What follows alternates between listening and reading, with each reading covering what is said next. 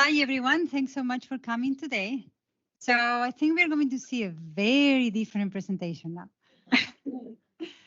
So many things to talk about. Let's try to start from the beginning. So I think my goal with the presentation is there are many different books on information design in the world. So one of my main goals is to try to convey why this is different and why this is not what you would call a traditional coffee book on information design or a traditional coffee book on the visualization of information.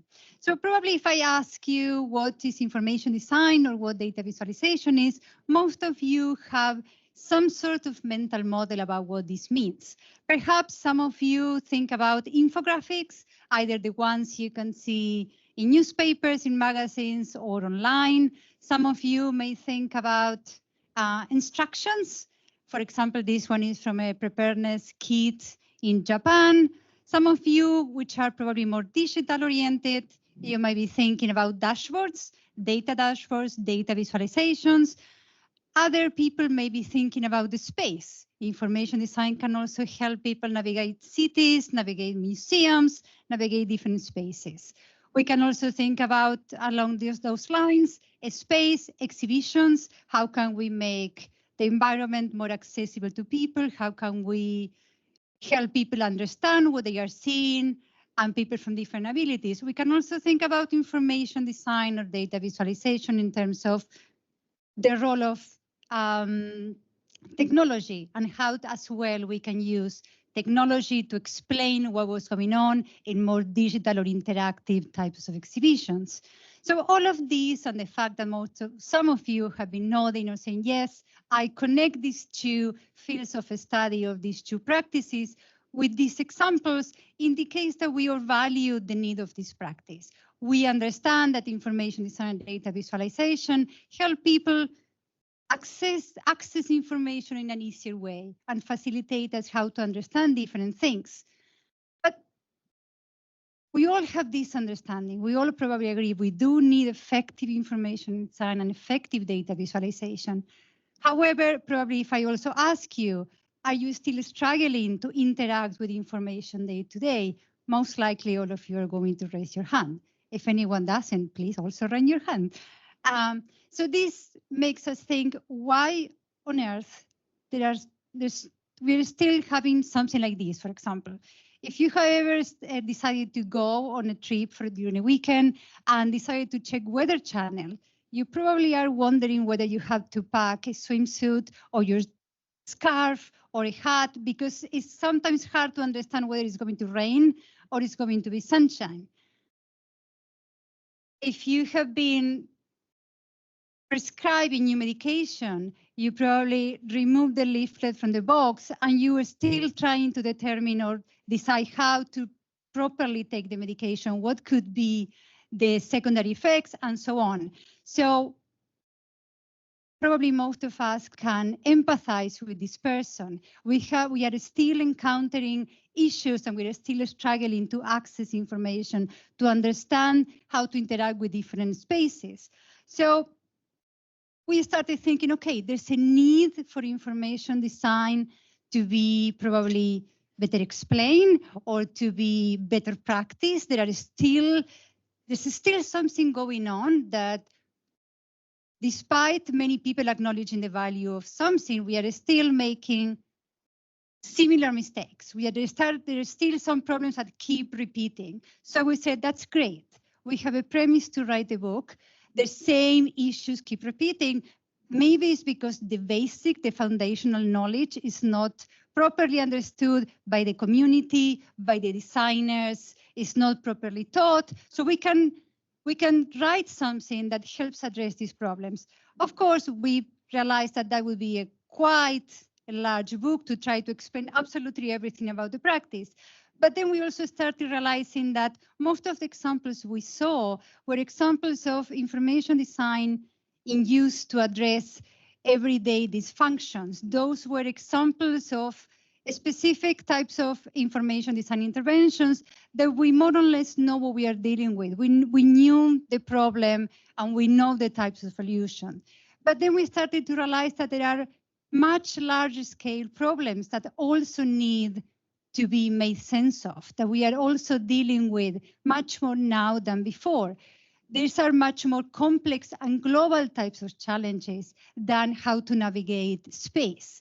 And then we started to realize that, think about, for context, we started, this was a very long time frame from when we started the book to when we finished the book. So we changed as authors, we changed as designers. The world changed with us. This was even pre-COVID for a few years, and we finished after COVID, a couple of years after.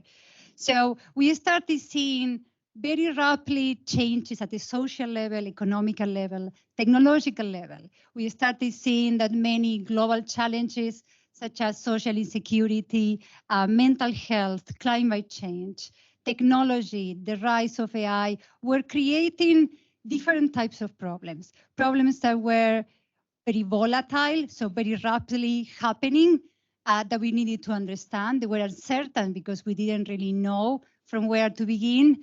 People don't really know from where to start to identify the component parts, how these parts connect. So they were extremely complex. They were very ambiguous as well. So how can we start making sense of these problems? What's the role of information design in this context? So we saw with COVID-19, actually, specifically, what was the role of information design and data visualization? Probably, my clicker is having a day today, huh? Probably we also, we are familiar with the data visualization for understanding the concept of flattening the curve. So thanks or through information design and data visualization, many of us became much more familiar with what COVID meant, different component parts of COVID and so on. But at the same time, the complexity of the phenomenon we were dealing with also indicated that we couldn't have an isolated graph to understand the whole complexity of the problem. And we started seeing how also information design and data visualization help answer different types of questions, from the context, more kind of mapping the systemic issue, understanding the past, understanding how to avoid what would happen in the future, understanding all the different component parts, understanding the evolution, the daily evolution, what was going on at different parts in the world through digital dashboards. We also help us understand from an organizational and strategic point of view what could be done in order to move from the states we were dealing with to the future, much more strategic type of sense making. So to an extent, what we started to realize, this was back in 2021, how much the practice has to an extent evolved from designing or dealing with everyday dysfunctions, how to navigate the space, how to understand a leaflet from a new medication, to help us understand a much more complex and global issue, such as a pandemic. We started seeing how the role of information designers has expanded a lot. So it wasn't, many people in the room here are probably around my generation, or you have started, you know what information design, or you are designers, and you are used to having a much more passive role where the client came to you with a brief and told you, we need this for tomorrow, for next month. And you took the brief and you created the design. So we started seeing how the role of information designers changed a little bit from that more passive behavior to be much more active and to be involved much more in the whole process from the very beginning on the design process. So we don't only accept something, we actually help the client first understand what the challenge is and then define together a brief. The more complex a challenge, the more need for that to happen.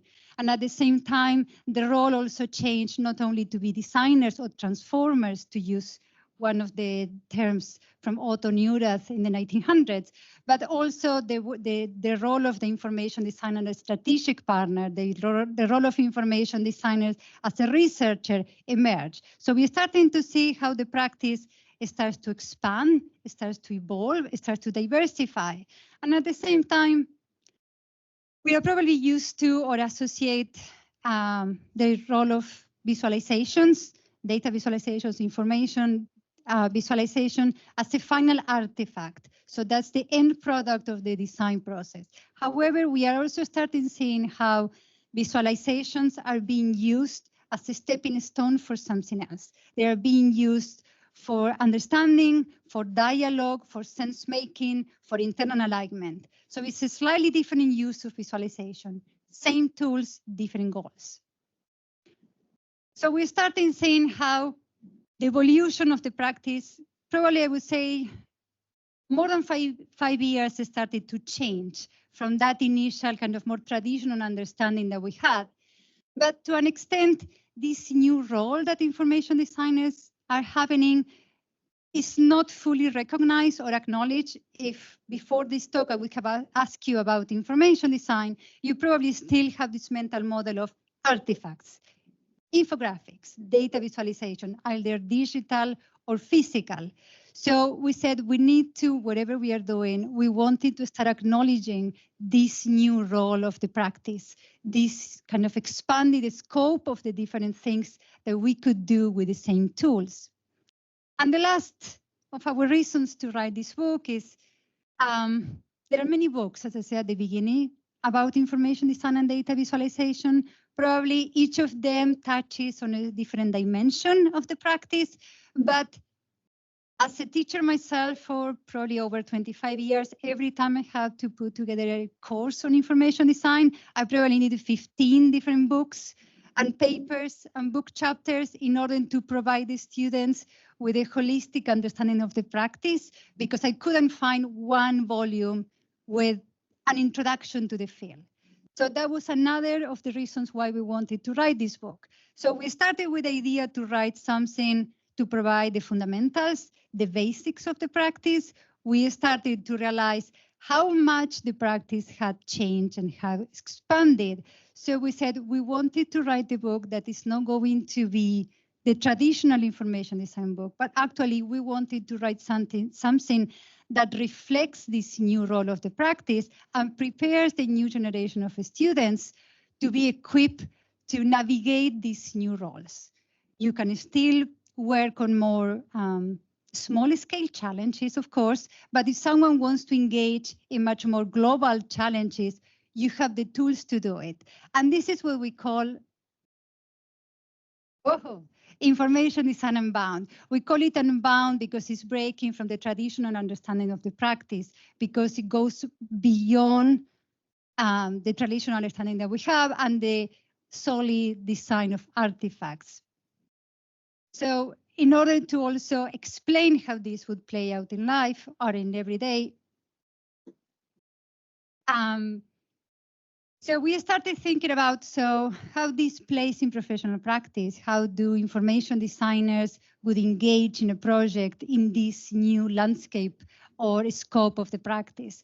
So traditionally, we were taught this linear model created by Shannon and Weaver in the 1950s, where the client, as I said before, was giving the designer something to do, the designer was doing something, the audience was interacting with that something. So we realized that this linear way of working, it didn't really work when you were working in much more complex challenges, because there are many more moving parts and many more people involved. So we are proposing a much more circular model to represent the way that designers are working today, in the sense like there are many more ingredients that you can identify, and there's many more interactions and loops of interactions. So building in this circular model of working, we are proposing what we call the blueprint of information design project. So this blueprint has 8 basic ingredients that we suggest should be considered for any information design project at the very beginning, to really have an understanding of what you are dealing with. The ingredients are the purpose of who you're working with, of course, the designer, the client, the audience, a stakeholder, context of use, culture, and finally, intervention. And we use the word intervention rather than solution to actually reflect this change in the scope of the practice, that we not only are going to be focused on designing artifacts that are tangible, that we know what they are, but in some cases we are intervening in a situation and providing clarity, helping a team to align. So not necessarily we are designing something that we know what it is or that we can define in a very clear way. Something that we pay a lot of attention in the book is people. We see information design as a service practice, in the sense like we are creating something to help someone else do something. So people are crucial to this process. We need to understand who they are. We need to understand what they need. We need to understand their pain points. And at the same time, we need to have a way to understand whether what we are designing is performing in the way that was intended and is helping them achieve what they want. How many times we create something that we love, it looks super cool, has the latest technology, and then you give it to someone to use, and the person doesn't know what to do. So that is what we consider ineffective information design, just because the initial purpose was not achieved. The main goal was not accomplished. So people are in the middle.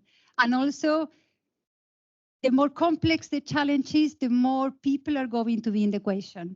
You are not only going to be designing alone as before, like the Paul Rands or the Milton Glazers of the past, but you are going to be interacting with many more people. It's a much more collaborative process. So it's the client, the stakeholders. Sometimes you're going to also collaborate with the audience itself. It's much more participatory. So people are at the center of everything that the designers are doing.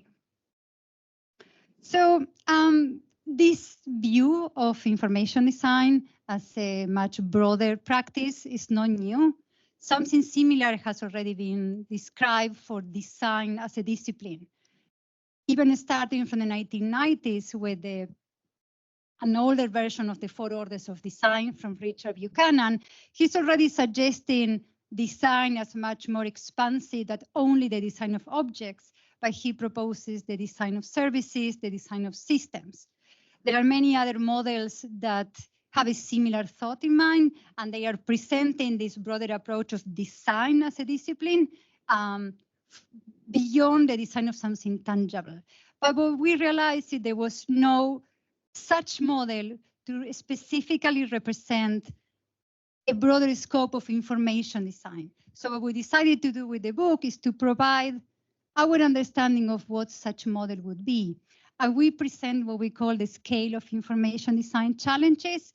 So here we are accounting for different types of levels in which information designers are engaging in different types of problems, from lower complexity to much higher complexity. So all the examples that we saw at the beginning kind of fall within the communications and experiences levels. There are things that are in our mental model already. We already connect information design and data visualization with those type of levels and that type of interventions that they would do. But we are going to see now in a moment how the role of information design is occupying other more or less defined type of levels.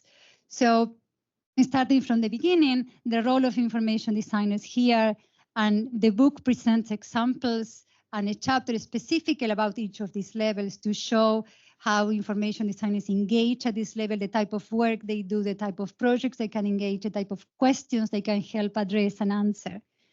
So communications is the most well-known of the levels, where information designers focus on creating interventions that are tangible and are specifically focused on increasing communication of something, understanding of a very framed type of phenomenon like instructions, books, anything that is physical.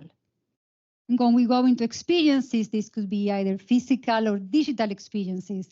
Information designers are dealing much more with the space, with the service, with helping people understand how to interact with their environment.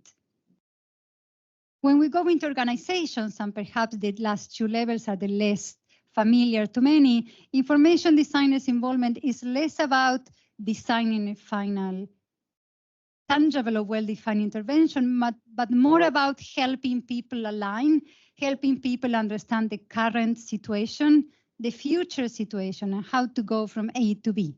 They focus more on designing strategic plans, designing presentations to explain what the company is doing to other people, and so on. They work a lot with facilitating workshops. So then it's an example of interventions that are much more intangible.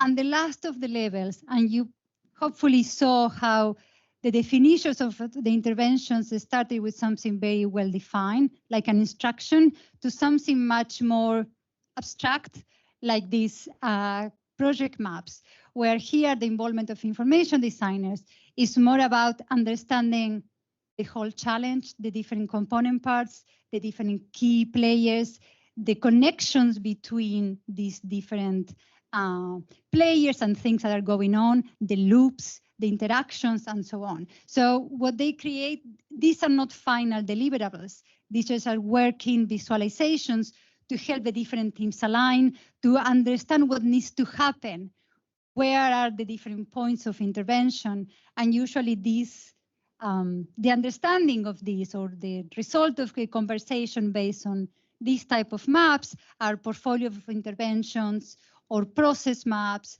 or reports that help the teams involved in this type of project understand how to move forward, understand what are the different things that need to happen in order to clarify the different areas that need to be addressed. So here, if we organize the levels in a horizontal axis, like a spectrum from communications all the way to systems, we can see how the initial blueprint that we saw before, that was a simplified version of this, is the same 8 ingredients repeat, and you can see how it starts to change and adapt on the complexity in the sense that the number of players increases. Here it is possible for the designer to work alone, an infographic, a report, instructions.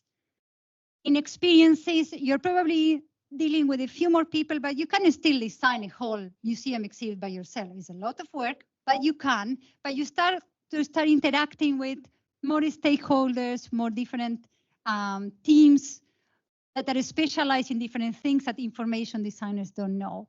When we start working at an organization's level, we are going to see that you work with many more people from different departments because information designers cannot be experts on every single problem that an organization is dealing with.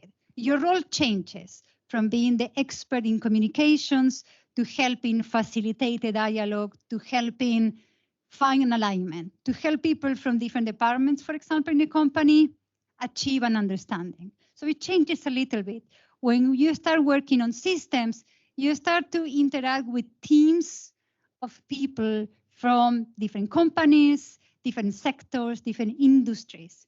Again, your role is more about facilitating the dialogue than creating the final deliverable. So when we talk about more framed challenges, the designer already knows what type of solution they could create. They focus more on solving the problem and creating these tangible interventions to create an external communication. You already know something, okay? I know what I have to do. When we talk about less framed challenges, it's more about problem finding. First, you need to help everyone bring the unframed challenge, very complex, to a space that it can be framed so we can act on. We talk more about creating intangible interventions, processes, workshops, and so on.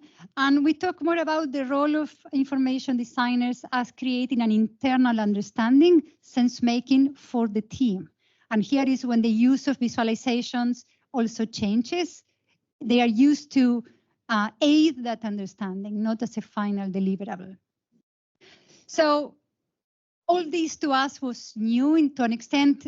We were already working in the organizations space as professionals, but it was new in the sense like we couldn't find literature to teach this at a level that newcomers into the field could understand and could actually do something with all this information, because it seemed like to us was kind of very overwhelming. So we started thinking, how might we teach this approach? Because our idea was to create something that becomes a textbook, something for people who didn't know anything about the practice to be able to start understanding something, to understand what the goal was, what they could do. So something we realized is like the practice had expanded. There were different roles for information designers. So the traditional design education model, this master apprentice model, was not enough. Think about the apprentice, teacher apprentice model is the apprentice is looking at the teacher for all the answers. When you are dealing with such complex challenges, we don't have all the answers. We know a little bit, but that model did not work. Also, design education tends to focus a lot on technology, on content, on the final artifact, create something that looks good, the design principles. But as we saw before, the types of competencies, skills that students needed to deal with a much larger scope of challenges was very different. So the focus of the pedagogical model to teach that had to be different as well. And also, we saw this firsthand with Ernesto after having reviewed many applications for the IDDB program, that the students are coming from many different backgrounds, probably more than a third, are interested in the practice, but they do not have a traditional arts or design background. So we also wanted to acknowledge for the diversity of these new generations of information designers, so data visualization individuals. So how can we teach for such diverse type of population? So here we are proposing three facets or three dimensions that to us education needs to focus on to move away from technology and focus more on the mindset of information designers. How can we help people understand how to deal with complexity at different levels?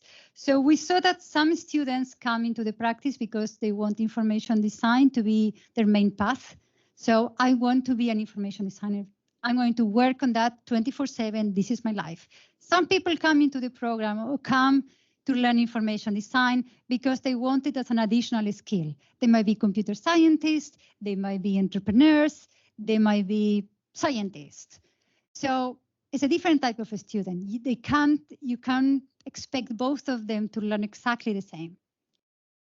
We also saw that students have different interests. So the scope of what they are going to be working on is different. You have some students who said, I want to learn everything about information design. I want to create infographics, documents, icons, wayfinding, everything.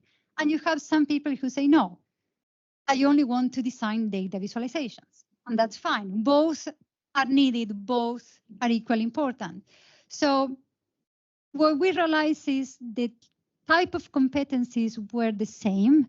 The mindset is the same in the sense like they have to be human-centered, they have to be system-oriented, they have to be empathetic. But what changes is the proportions and the depth of the specialized skills and knowledge that you're going to teach. So they are the same skills, but the core, for example, for those who want to do everything, you're going to focus on teaching them visual thinking, so how to think visually, research, sense making, and design. But those students don't necessarily have to become pros in coding or programming or statistics. They do need to know the basics. And the opposite is also true for those who want to really specialize on something. Of course, the emphasis is going to be, if they want to become experts in data visualization, it's going to be the focus on statistics, data analytics, or programming. But they also have to learn the core skills as well. So it's just, again, the proportion and the depth. So to make this a proposed pedagogical approach tangible, the book includes 32 exercises. So in the first 8 chapters, you're going to find 4 exercises at the end of each chapter. And the interesting thing for us is none of the exercises demands software or technology. So you can complete them without a single You do need a pen and paper. You can consider that technology. But they were on purpose created to be software agnostic because the focus is on helping students develop critical thinking, to develop an awareness of their process, to focus on metacognition, to help them understand the ethical implications of their work, the impact of what they do to the world and to others, to reflect on who they want to be, to reflect on what type of designers they want to become. And then we also have four extra exercises, one at the beginning of the last 4 chapters that actually help connect all the many different concepts that we develop in the book together. So each of these chapters focuses on one of the different levels of the scale. So in this case, the readers can start seeing how the different concepts play in professional practice through real life projects, how they can adapt, how they play, and how can they be tailored. So also for us was really important to support everything we were saying with real life case studies. So the book also includes 13 case studies that illustrate each of these levels. And we put a lot of emphasis to look for case studies that were from different industries, healthcare, finance, social, technological, and so on. And also, we put a lot of emphasis to make it as international as we could. So at least not all of them are from the United States or Canada, so northern, but it was hard for us to find examples that were beyond, of course, different languages that we knew, but we did try to emphasize the diversity of the work. So just closer to the end, so the way we structured the book also changed. We are going to see in a moment a lot, but the book has 3 different parts. The first one is contextual, where we dive into understanding what the goal of the practice, what information design is, how information designers work is the second chapter.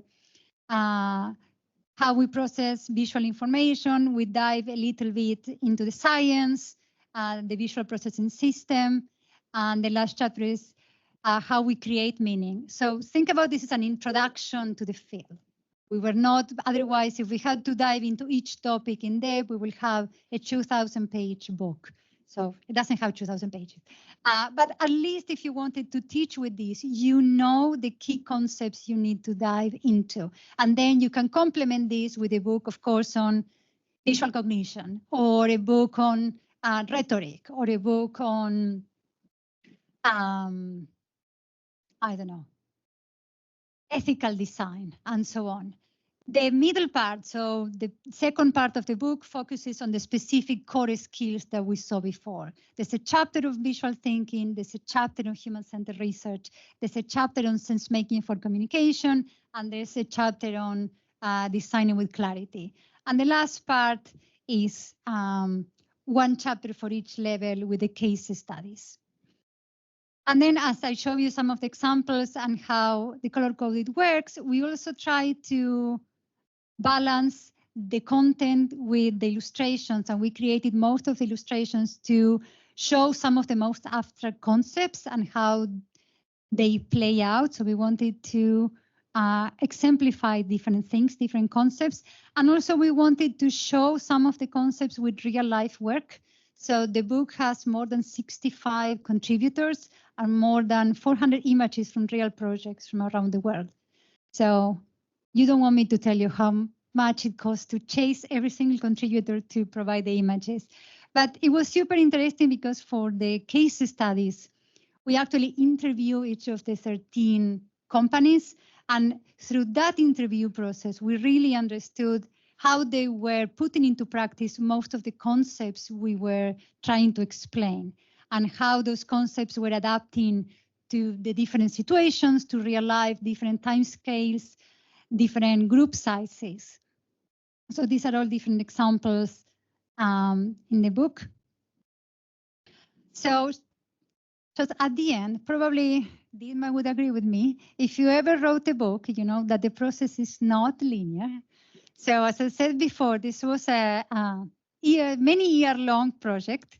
And this is pretty much how would I describe it in a nutshell? It was a lot of back and forth, a lot of loops of interactions, a lot of arguments, a lot of sharing ideas. But something that we found interesting is like how through the process of sense making that we preach in the book, we actually managed to get where we are today. So we started with the idea, again, to have this gigantic book with 22 chapters and explaining all about data visualization, all about wayfinding, all about icons. And then we realized no one is going to learn everything at the same level. There's no way we can do that. So if you look later this with more detail, you start in seeing how we move from 22 to 16 to 14 to the 12 chapters. So we're starting to remove, there's a lot of addition in the process of defining the structure. And the same as the process of information design, it was really hard for us to move forward until we have the clarity on the structure of the book, because we didn't know what to write. We were writing a lot, but nothing was kind of making sense.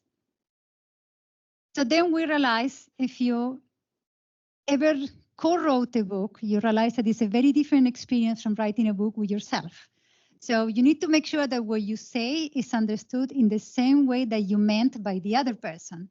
So we realized we need to go away from here and from words and to go somewhere big where we can see what each other it means.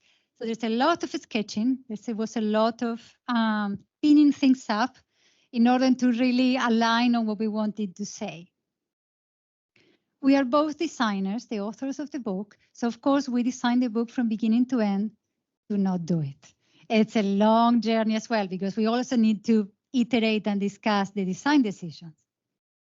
So this is just a sample of how crazy we could be as designers, from color coding to typography to layout to illustrations. Iterations for everything. This is for students and complain when we ask them to do one iteration. We had actually 9 complete drafts. So from iterating, so here is a photo of all the different versions. We are sorry for the trees we spent printing and printing, but it's very different, as you probably know if you wrote a book or a paper or anything. Seeing things on paper changes everything. Being able to compare different things, and this is also illustrated how the role of visualizing things and thinking visually is so important in the process of making sense of anything. So I just want to leave you with 6 takeaways that then we can discuss if you have questions. But my first suggestion is I always start with the basics before even designing. Understand what is the problem you have at hand, what are the different players, what does that mean, what do you actually have to do, what's needed. Think before designing. Sometimes we jump too much about designing something, even though we don't know what we are designing. So understanding conceptually, what do you need to know? What are the constraints? What the audience needs? Having a sense of where you want to go, what's the situation is important. Never make assumptions. The older we get, the more we think we know what our audience needs. To me, research is central to everything designers should do. Really understanding what the problem means, what their audience needs is essential. So support all your decisions with science as much as you can, with evidence as much as you can. Always engage people. The larger scale projects you're going to work, the more people you're going to have to interact with, clients, stakeholders, audience, and so on. Bigger teams as well. You are designing for them. Understanding the bigger system. So everything you are designing lives within a broader context. So understanding the implications of what you are doing is also important. Sometimes we put so many things in the world and then we don't know what happens. So it's also important to think the ethical implications of what we are doing, the intentional and the intentional consequences of the things we can be creating. And finally, prioritize outcomes over artifacts. To me, it's not so much about designing something that looks cool, but actually if what I'm designing is helping someone achieve the ultimate goal. If the person is able to understand whatever they wanted to understood, whether they are able to get from A to B. So it's more about the outcome than the artifact itself. Thank you.